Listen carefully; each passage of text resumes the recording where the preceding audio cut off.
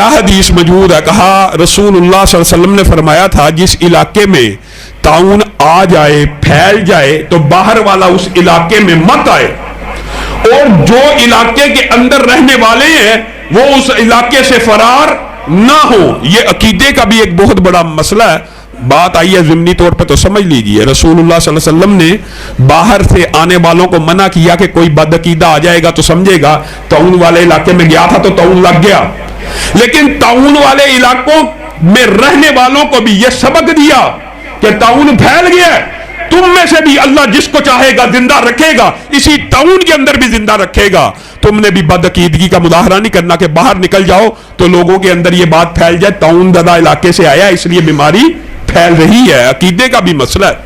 मुआज़ इब्न जबल ने जब ये हदीस अमर बिन अलास के सामने रखी, मुझे बताइए आज का दौर होता तो लोग दो टुकड़ों में तकसीम हो जाते, आधे मुआज़ की मान लो, आधे अमर बिन अलास की मान लो। नहीं, मुहम्मदुन सल्लल्लाहु अलैहि वसल्लम फर्कुम बैनन नास। अमर बिन अलास ने कहा, पहले मैंने ऑर्डिनेंस जारी किया था, पहले मैंने फतवा दिया था कि वादियों में फैल जाओ, जंगलों में चले जाओ। अब मेरे पास मुआज़ इब्न जबल से, उनके जरिए से, उनकी सनद से हदीस पहुंची है। अब मेरा फैसला यह है, मेरे कौल को रद्द कर दिया जाए, रसूलुल्लाह की हदीस को नाफिज कर दिया जाए। मुहम्मद सल्लल्लाहु अलैहि वसल्लम फर्कुम बैनन नास। रसूलुल्लाह सल्लल्लाहु अलैहि वसल्लम को यह इख्तियार, यह सिफत अल्लाह ने दी है कि आप फैसला करेंगे किसकी राय हक पे है, किसकी राय बातिल है। हमारे यहाँ चारों ही हक पे हैं, पांचों ही हक पे हैं, हमारा मौलवी भी हक पे है। यार उसकी भी मान लो, वो नमाज ही तो पढ़ रहा है, मस्जिद में आ गया है, नमाज ही तो पढ़ने आया, उसको पढ़ने दो, जैसी भी पढ़ता है। ये कितना बातिल फलसफा है, जैसी भी पढ़ता है पढ़ने दो।